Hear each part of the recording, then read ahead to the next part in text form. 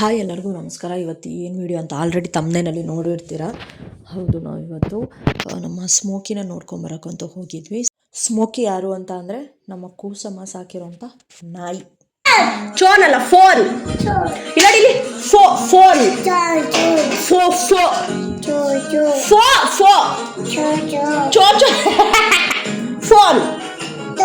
ಚೋನ್ ಅಲ್ಲ, phone phone.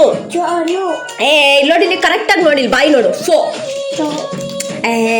ಅರ್ಫಾನು ಅಪ್ಪ ಅರ್ಫ ಅರ್ರ ಅರ್ರ ಫ ಫೋ ಚೋ ಅಲ್ಲ, ಫೋ. ಅಕ್ಕಿ ಸಾಣಿಸ್ತಾ ಇದ್ದಾರೆ, ಆರಿಸ್ತವ್ರೆ. ಇವನಿಗೆ ನಾನು ಯಾವ್ದು ಮಾಡೋಂದ್ರೆ ಇವ್ನು ಯಾವುದೋ ಮಾಡ್ತಾನೆ ಸಿಂಗಿಕ. ನಾವು ನಮ್ಮ ಅಕ್ಕ ಮನೆಗೆ ಹೋಗಿ ಅಲ್ಲಿಂದ ಸೀದಾ ನಮ್ಮ ದೊಡ್ಡಮ್ಮನ ಮನೆಗೆ ಬಂದ್ವಿ. ಇವನಿಗೆ ಅಲ್ಲಿ ಹೋದ್ಮೇಲೆ ವೀಡಿಯೋ ಮಾಡೋಕ್ಕೆ ಚಾರ್ಜ್ ಬೇಕಿಡು ಅಂದರೆ ಏನು ಇವಾಗಲೇ ವೀಡಿಯೋ ಮಾಡಬೇಕಾ ಅಂತ ಇವಾಗಲೇ ವೀಡಿಯೋ ಮಾಡ್ಕೊಂಡು ಕೂತವನು. ಅಷ್ಟೊತ್ತಿಗೆ ನಮ್ಮ ಆಟ ಬಂತ, ಅಲ್ಲಿಂದ ಸೀದಾ ಹತ್ಕೊಂಡು ಸ್ಮೋಕಿ ನೋಡೋಕ್ಕಂತ ಬಂದ್ವಿ. ಈ ಕಡೆ ಎಷ್ಟು ಜನ ಅಂದರೆ ಯಪ್ಪ, ಒಳಗಿನ್ನೂ ವಯಸ್ಸಲ್ಲಿರೋಂಥ ಹುಡುಗರೇ ಇರೋದು, ವಯಸ್ಸು ಚಿಕ್ಕವ್ರಿನ್ನೂ. ಯಪ್ಪ, ನನಗೆ ನೋಡೇ ಶಾಕ್ ಆಗಿಬಿಡ್ತೀವಿ. ಎಷ್ಟು ಸಣ್ಣ ಮಕ್ಕಳೆಲ್ಲ ಇದ್ದಾವಲ್ಲಪ್ಪ, ಅಷ್ಟು ಬೇಗ ತೀರೋಗಿದ್ದಾರಲ್ಲಪ್ಪ ಅಂತ. ನಮ್ಮ ಕೂಸಮ್ಮ ನೋಡಿ ಕೈ ಬೀಸ್ಕೊಂಡು ನಮ್ಮದೇ ಅಡ್ಡ, ನಮ್ಮನ್ನು ಯಾರು ಕೇಳೋರು ಅಂತ ಆರಾಮಾಗಿ ನಡ್ಕೊಂಡು ಹೋಗ್ತಾ ಇದ್ದಾನೆ. ಸುತ್ತಮುತ್ತ ಎಲ್ಲ ನೋಡ್ಕೊಂಡು ಅದರೊಳಗೆ ಎಕ್ಸ್ಪ್ಲೇನ್ ಮಾಡ್ಕೊಂಬರ್ತಾ ಇದ್ದಾರೆ. ಎಲ್ಲೋಡು ಅವರು, ಇಲ್ಲೋಡು ಇವ್ರು ಗೊತ್ತಲ್ಲ ಅಂತ ಎಕ್ಸ್ಪ್ಲೇನ್ ಮಾಡ್ಕೊಂಬರ್ತಾ ಇದ್ದಾರೆ. ಯಾರು? ಹಾಂ, ನನ್ನ ಹತ್ರ ಕೇಳ್ತಿದ್ದೆ, ಕುಸಮ್ಮ ಬರ್ತಡೇ ಮಾಡ್ಕೋಬೇಕು ಅನ್ನೋ ಆಸೆ ಆಗ್ತೈತಿ, ಇಲ್ಲಿ ಬರ್ತಡೇ ಮಾಡಿಸಿ ನನಗೂ ಕೇಕ್ ಕುಯ್ಸೆ ಅಂತ. ಅದಕ್ಕೆ ತಡಿಯೋವ ಎಲ್ಲ ಬಿಟ್ಬಿಟ್ಟು ಇಲ್ಲಿ ಕರ್ಕೊಂಬಂದು ಕೇಕ್ ಕುಯ್ಸೋಣ ಅಂತ. ಇಲ್ಲಿರೋ ನಗವಲಿಗಳು ಸಾಕಾಗಲ್ಲ ಅಂತ ನೀನೊಬ್ಳು ನಗವಲಿ ಜಾಯ್ನ್ ಆಗು, ಅವರೆಲ್ಲ ಕೇಕ್ ತಿನ್ಕೊಂಡು ಹೋಗ್ತಾರೆ, ನೀನು ಹ್ಯಾಪಿ ಬರ್ತ್ಡೇ ಅಂತ ಅವಳ ಕೈಲಿ ಗೆಳಿಸ್ಕ ಅಂತವ್ರೆ. ಇಲ್ಲಿಂದ ಸ್ವಲ್ಪ ದೂರ ಮುಂದೆ ನೋಡ್ಕೊಂಬಂದ್ರೆ ನಮ್ಮ ಸ್ಮೋಕಿ ಗೋರಿ ಸಿಕ್ತು. ಅಲ್ಲ, ನನ್ನ ಪ್ರಕಾರ ಇವನಿಗೆ ಎಲ್ಲಿ ಗೋರಿ ಕಟ್ಸಿದ್ದೀನಿ ಅಂತಲೇ ಗೊತ್ತಿಲ್ಲ ಅನಿಸುತ್ತೆ. ಇವನೇ ಗೋರಿ ಕಟ್ಸಿ ಬಂದಿರೋದು, ಸೀದಾ ಮುಂದಕ್ಕೆ ಹೋಗ್ತವನೆ. ಬಂದೇ ಬಿಟ್ವಿ ನಾವು. ಕೈಯಲ್ಲಿ ಮಾಡಿ ಒಂದು ಪೇಪರ್ ತಗೊಂಡು ಮಾಡಿ ಬೇಗಸ್.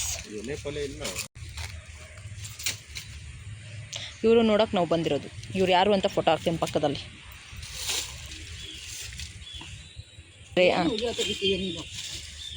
ಬೇಕು ನಮಗೆ ಮಾಡ್ರಿ ಚಿಕ್ಕಮ್ಮ.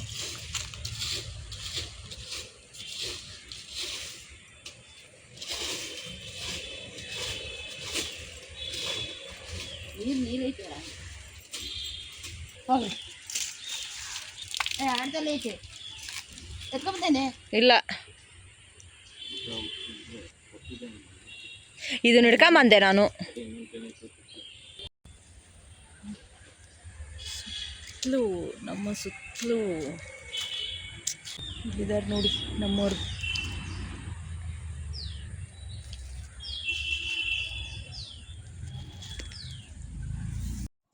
ನಾನು ಇವನು ಮಾತಾಡ್ಕೊತಾ ಇದ್ವಿ. ಅಮ್ಮ ಎಲ್ಲ ಸುತ್ತಮುತ್ತ ಎಲ್ಲ ಆರಾಮಾಗಿ ಮಕ್ಕೊಂಡವ್ರಲ್ಲಮ್ಮ, ಏನು ಟೆನ್ಷನ್ ಇಲ್ದಂಗೆ ಅಂತ. ಅದಕ್ಕೆ ಅವನಂತವನೇ, ಯಾರು ಹೇಳಿದ್ದು ನಿನಗೆ, ಅವ್ರೇನಾರು ಕೇಳಿಸ್ಕೊಂಡಿದ್ರೆ ನಿನಗೆ ಬೈಕಂತಿರ್ತಾರೆ ನೋಡು ಅಂತ ಅಂದ. ಅದಕ್ಕೆ ಏನಂತ ಅಂದೆ, ನಾನೇ ಸತ್ತೋಗಿರೋ ಟೆನ್ಷನಲ್ಲಿದ್ದೀನಿ, ಇವಳು ಬೇರೆ ಬಂದು ಸತ್ತೋಗೋರಲ್ಲ, ನೆಮ್ಮದಿಯಾಗೋದ್ರಲ್ಲ, ಆರಾಮಾಗಿದ್ದಾರಲ್ಲಮ್ಮ ಅಂತವಳೆ ಅಂತ ಬೈಕಂತಿರ್ತಾರೆ ಅಂತ ಅಂತವನೇ. ಇದ್ರೊಳಗೆ ಒಂದು ಹೋಯ್ತು.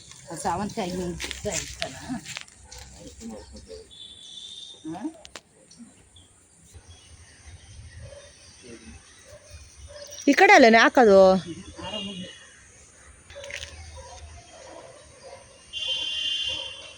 ಹೂವು ಹಾರ ಹಾಕಕ್ಕೂ ಅಲ್ಲ, ಹೂವು ಹಾಕಕ್ಕೆ ಇದ್ಬೇಕು ಅಂತ ಮಳೆನೂ ಓಡಿಸ್ಬಿಟ್ಟಿದ್ದೀರಾ.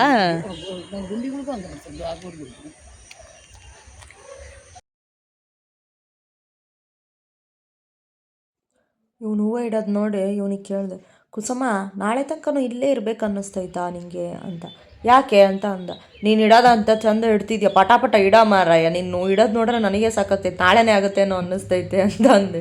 ಅದಕ್ಕೆಲ್ಲ ಹೂವು ಕಿತ್ತಿ ಉದುರಿಸ್ತವನು.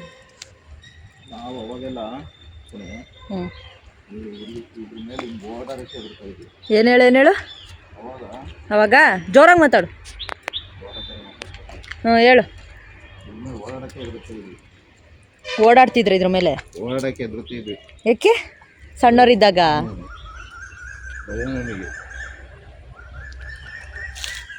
ಈಗ ಈಗ ಕುಸ ನಿಮಗೆಲ್ಲ ಅವ್ನ ವಾಯ್ಸ್ ಕರೆಕ್ಟಾಗಿ ಕೇಳಿಸ್ತಾ ಇಲ್ಲೋ ಗೊತ್ತಿಲ್ಲ. ಅವ್ನು ಅಂತವನೇ ಇಲ್ಲೆಲ್ಲ ಅವಾಗ ಸಣ್ಣ ವಯಸ್ಸಲ್ಲಿ ಓಡಾಡ್ಬೇಕಾದ್ರೆ ಸಿಕ್ಕಾಪಟ್ಟೆ ಭಯ ಇತ್ತು. ಅಂದರೆ ಇನ್ನು ಅವಾಗೆಲ್ಲ ಈ ಥರ ಕರೆಕ್ಟಾಗಿ ಕಾಂಪೌಂಡ್ ಎಲ್ಲ ಕಟ್ಟೆಲ್ಲ ಇಟ್ಟಿರಲಿಲ್ಲ. ಅವಾಗೆಲ್ಲ ಹಿಂಗೆ ಆ ದಾರಿಯಲ್ಲೇ ಓಡಾಡ್ತಿದ್ರಂತೆ. ಇಲ್ಲೆಲ್ಲ ಓಡಾಡ್ಬೇಕಾದ್ರೆ ಸಿಕ್ಕಾಪಟ್ಟೆ ಭಯ ಆಗೋದು ನಮಗೆ. ಅದ್ರ ಮೇಲೆಲ್ಲ ನಡ್ಕೊಂಡು ಹೋಗ್ತಿದ್ವಿ. ಇವಾಗೆಲ್ಲ ಕಟ್ಟೆ ಎಲ್ಲ ಕಟ್ಬಿಟ್ಟವ್ರೆ ಅಂತವ್ನು. ಏನು ಒಕ್ಕಂಬಿಡ್ತಿತ್ತ ನಿನಗೆ ಬಂದು ಅಂತ ಅಂದೆ. ಅದಕ್ಕೆ ಸಣ್ಣ ವಯಸ್ಸಲ್ಲಿ ನೀನು ನಮ್ಮೊಟ್ಟಿಗೆ ಇಲ್ಲಿ ಓಡಾಡಬೇಕಿತ್ತು, ಗೊತ್ತಾಗ್ತಿತ್ತು ನಿನಗೆ ಅಂತ ಅಂದ.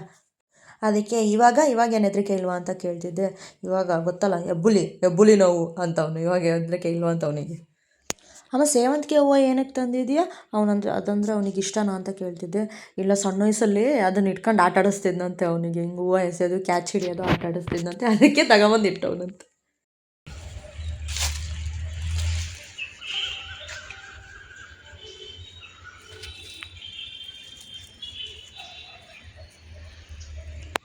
ಹೇಳಿದ್ರೆ ಮನೆಗೆ ಮನೆಗಿದ್ದೆ ಅಲ್ವಾ?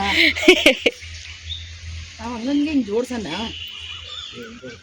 ಹಂಗೆ ಉದ್ದಕ್ಕೆ ಹಿಂಗೆ ಲೈನ್ ಹಿಂಗೆ ಜೋಡಿಸಿದ್ರೆ ಅಮ್ಮ ಹಿಂಗೆ ಹಾಕಮ್ಮ.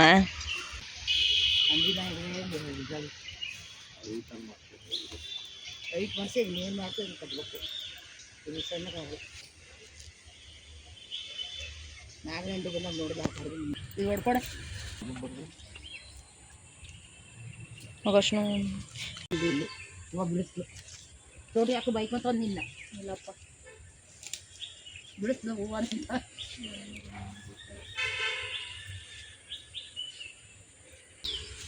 ಇಲ್ಲ ಕೈಗೆ ಹಾಕಂಟೆ ಪ್ಯಾಕೆಟ್ ಉದ್ರಿಸೋದಲ್ಲ, ಕೈಯೆಲ್ಲ ಕೆಂಪು ಮಾಡ್ಕೊಂಡು ಬಾಳ್ಕೊಂಡ್ರೆ ಇದು ಸಪ್ಲಿಕಲ್ ಹೋಗಿಲ್ಲ ಸರಿ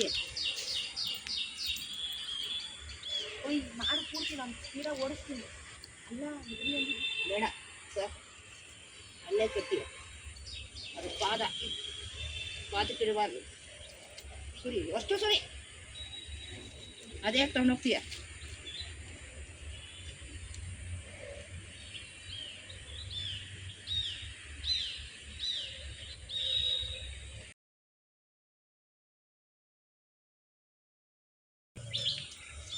ನಮಸ್ಕಾರ ಮಾಡಿ ಹೋಗೋಣ. ಈಗ ಇದು ಇಡಬೇಕು. ಫೋನ್ ಮಾಡ್ದೈತಾ?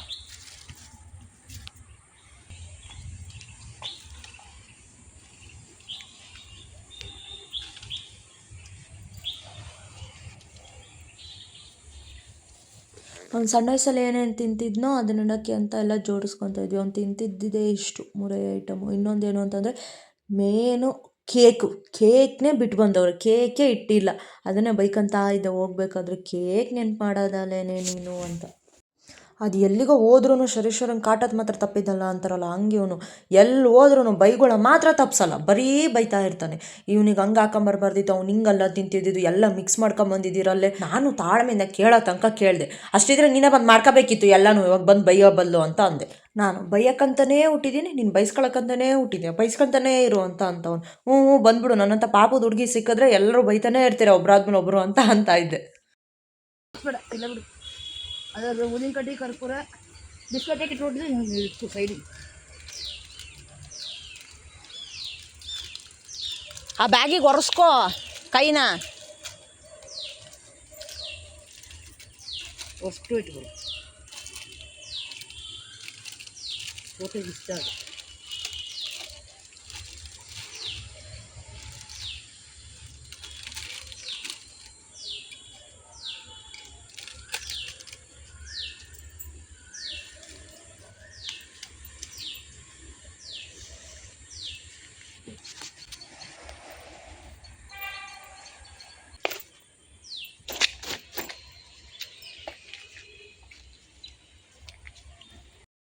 ನಿಮಗೆ ಇದನ್ನೆಲ್ಲ ನೋಡಿ ಅನ್ನಿಸ್ಬೋದು, ಜುಜುಬಿ ಒಂದು ನಾಯಿಗೋಸ್ಕರ ಇದೆಲ್ಲ ಮಾಡ್ತಾರ ಅಂತ.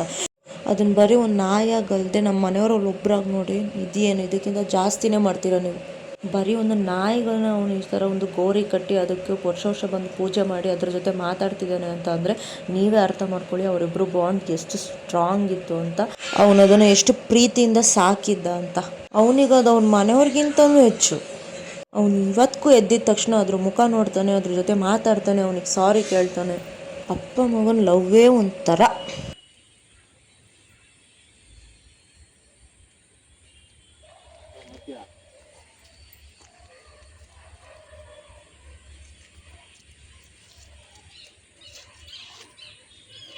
ಅಲ್ಲಿ ಸಿಕ್ಸಕ್ಕೆ ಜಾಗ ಐತೆ. ಓ ಇದು ಸಿಕ್ಸಕ್ಕೆ ಊದಿನ ಕಡ್ಡಿ.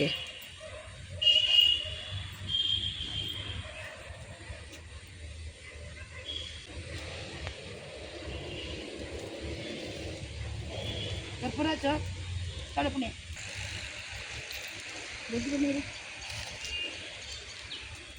ಫಸ್ಟ್ ಒಂದೇ ಸತಿ ಹಾಕ್ಬಿಡು ಅದಕ್ಕೆ ಎಲೆಗೆ ಕರ್ಪೂರ ಹಾಕ್ಬಿಟ್ಟು ಕೈ ಕರ್ಪೂರ ಬೆಳಗ್ತವನೇ ಫೋನ್ ಬಂದ್ಬಿಡ್ತು. ನಾನು ಚಿಕ್ಕಮ್ಮನು ಗಾಬರಿ ಆಗ್ಬಿಡ್ತು. ಈ ಸೈಲೆಂಟಲ್ಲಿ ಈ ಯಾವ್ದಪ್ಪ ತಕ ತಕ ತಕ ಅಂತ ಬರ್ತೈತೆ ಅಂತ. ಯಪ್ಪ ತಂದೆ ನಿನ್ನ ಫೋನ್ ಒಂದು ಸ್ವಲ್ಪ ಸೈಲೆಂಟ್ ಮಾಡು, ಇಲ್ಲಾಂದ್ರೆ ಪಕ್ಕದಲ್ಲಿ ಮಕ್ಕಂಡಿರೋರೆಲ್ಲ ನಿನ್ನ ಫೋನ್ ರಿಂಗ್ ಟೋನ್ಗೆ ಎತ್ತು ಕುತ್ಕೊಂಡ್ಬಿಟ್ಟಾರೇನೋ ಅಂತ ಅಂದಿದ್ದಕ್ಕೆ ಚಿಕ್ಕಮ್ಮನ ನನಗೆ ಆಡ್ತೈತೆ. ಅದು ಅಷ್ಟು ಹಾಕು ಕರ್ಪೂರ. ಹಾಂ, ನಾನು ನಿಮಗೆ ಸ್ಮೋಕಿ ಬಗ್ಗೆನೇ ಹೇಳಿಲ್ಲ ಅಲ್ಲ. ಅಯ್ಯಪ್ಪ ದೇವ್ರೇ, ಎಲ್ಲೋದ್ರೂ ಈ ವಿಕ್ರಮ್ ಬೆತ್ತಾಳದ ಕಾಟ ತಪ್ಪಿಲ್ಲಪ್ಪ ನನಗಂತೂ. ಅವ್ರು ನೆಮ್ಮದಿಯಾಗಿ ಪೂಜೆ ಮಾಡೋಕ್ಕೂ ಬರ್ತೀರ, ಅಲ್ಲೂ ಬೈತಾವ್ ನೋಡ್ರಿ. ಮತ್ತು ಹಂಗೆ ಕೊಟ್ಟಿದ್ದ ಏನಂತ ಹುಡುಗಿ ಗೊತ್ತಾ? ಮತ್ತೆ ಇರಲಿ ಬಿಡಿ, ನಂದು ಒಂದು ಯಾವಾಗಲೂ 24 ಗಂಟೆ ಇದ್ದಿದ್ದೆ. ಸ್ಮೋಕಿ ಬಗ್ಗೆ ಹೇಳ್ತೀನಿ ಅನ್ನಲ್ಲ, ಬನ್ನಿ. ಏನಂದರೆ, ನಮ್ಮ ಸಾಗಿ ಬರ್ತಡೇ ಆಗಿ 8 ದಿನ ಆದಮೇಲೆ ನಾವು ನಮ್ಮ ಸ್ಮೋಕಿನ ಮನೆಗೆ ತಂದಿದ್ದು. ಮನೆಗೆ ಬರ್ಬೇಕಾದ್ರೆ ಒಂದು ಬುಟ್ಟಿಯಲ್ಲಿ ಹಾಕೊಂಡು ಬಂದಿದ್ವಿ. ಎಷ್ಟು ಕ್ಯೂಟ್ ಆಗಿತ್ತು ಅಂದರೆ, ಆ ಕಣ್ಣು, ಆ ಕೈ ಇಷ್ಟೇ. ನಾನು ಫೋಟೋನ ಬೇಕಾದರೆ ಪಕ್ಕದಲ್ಲಿ ಹಾಕ್ತೀನಿ, ಇಲ್ಲ ಅಂತ ಅಂದರೆ ಲಾಸ್ಟಲ್ಲಿ ಹಾಕ್ತೀನಿ. ಬರೀ ಆಟ, ಎಷ್ಟು ಆಟ ಅಂತ ಅಂದರೆ ತಿನ್ನೋದು ಉಣ್ಣೋದು ಏನೂ ಬೇಡ, ಆಟ ಆಡೋದಂದರೆ ಸಾಕು. ಅವ್ನು ಇಷ್ಟು ದೊಡ್ಡವನಾಗಿದ್ನಲ್ಲ, ಇಷ್ಟು ದೊಡ್ಡವನಾದರೂ ಬರೀ ಆಟ, ಮಕ್ಕಳ ಜೊತೆ ಆಟ ಆಡೋದು. ಅವನೊಟ್ಟಿಗೆ ಆಟ ಆಡೋಕ್ಕೆ ಸಿಕ್ಬಿಟ್ರೆ ಏನೂ ಬೇಡ ಹಂಗಿರ್ತಿದ್ದ. ಅಷ್ಟು ಹೈಪರ್ ಆಕ್ಟಿವ್ ಅವನಂತೂ. ಸಣ್ಣ ವಯಸ್ಸಿದ್ದಾಗ ಅವನಿಗೆ ಮಕ್ಕಳಕ್ಕೆ ಅಂತ ಕೆಳಗಡೆ ಬಟ್ಟೆ ಹಾಸೋದು, ಮತ್ತು ಮೇಲ್ಗಡೆ ಅವನಿಗೊಂದು ಸಣ್ಣ ದಿಂಬು ರೆಡಿ ಮಾಡಿಕೊಟ್ಟಿದ್ದ. ಆ ದಿಂಬನ್ನ ತಲೆಗೆ ಹಾಕಂತಿರ್ಲಿಲ್ಲ, ಕಾಲಡಿ ಹಾಕೊಂಬಿಟ್ಟು ಇವನ್ ಕೈ ಮೇಲೆ ಬಂದು ಮಕ್ಕಳವನು. ಎಷ್ಟು ದಿಮ್ಮಲ್ಲಿ ಮಲಗಿಸಿದ್ರು ಮಕ್ಕಂತಾನೆ ಇರಲಿಲ್ಲ. ದಿಮ್ ತಗೊಂಡು ಕಾಲಡಿ ಹಾಕಂತ ತಲೆ ತಗೊಂಬಂದು ಇವ್ನು ಭುಜದ ಮೇಲೆ ಹಾಕೊಂಡು ಮಕ್ಕೊಂಬಿಡ್ತಿದ್ದ. ಸಣ್ಣದಾಗ ಒಂದು ಬ್ರೇಕ್ ತಗೊಂಬಿಡೋಣ. ಏನು ಅಂತಂದರೆ, ಇವಾಗೆಲ್ಲ ನಾವು ಪೂಜೆ ಎಲ್ಲ ಮುಗಿಸಿ ಅವನಿಗೆ ಬಾಯಲ್ಲಿ ಓಡ್ತಿದ್ದೀವಿ.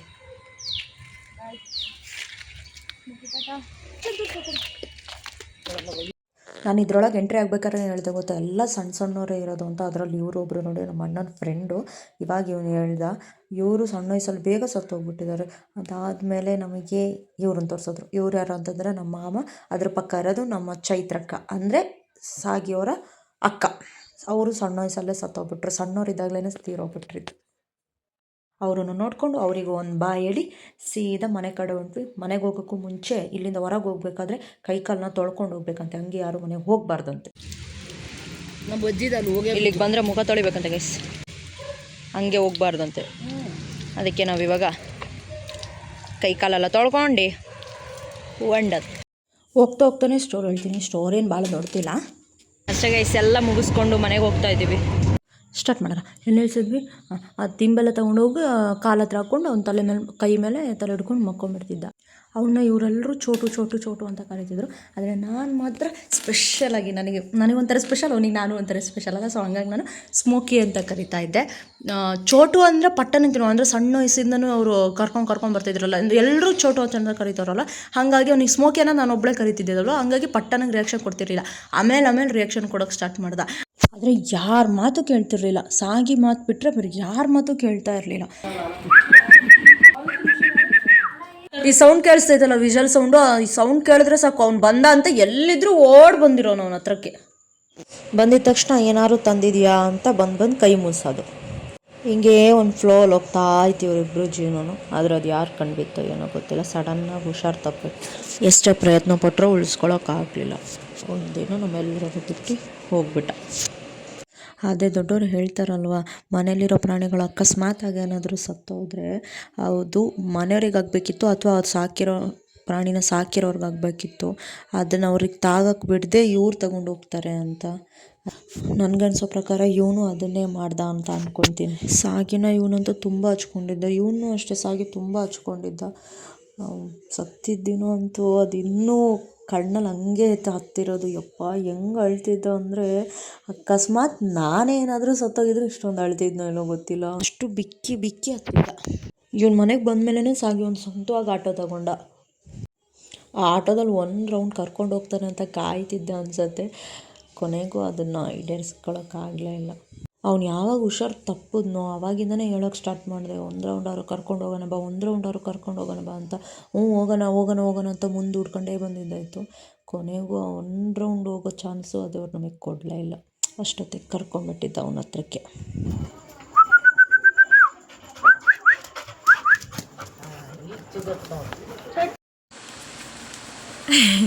ನೋಡಿ ಗಾಯ್ಸ್, ಇವನ ಹೆಸರು ಸ್ಮೋಕಿ ಅಂತ. ಬರೀ ಉಂಡು ದಬಾಕಂತಿರ್ತಾನೆ, ಒಂದೇನು ಕೆಲಸ ಮಾಡಲ್ಲ ಏನು. ಇಷ್ಟ ಗೈಸ್ ಇವನ ಸ್ಟೋರಿ. ಇವನ ಥರನ ನಿಮ್ಮನೇಲೂ ಯಾರು ಸ್ಪೆಷಲ್ ಪರ್ಸನ್ ಇದ್ದರೆ ಅವರ ಹೆಸರನ್ನು ಕಮೆಂಟ್ ಮಾಡಿ. ಜೊತೆಗೆ ನಮ್ಮ ಸ್ಮೋಕಿಗೋಸ್ಕರ ಲೈಕ್ ಸಬ್ಸ್ಕ್ರೈಬ್ ಮಾಡ್ಕೊಂಡು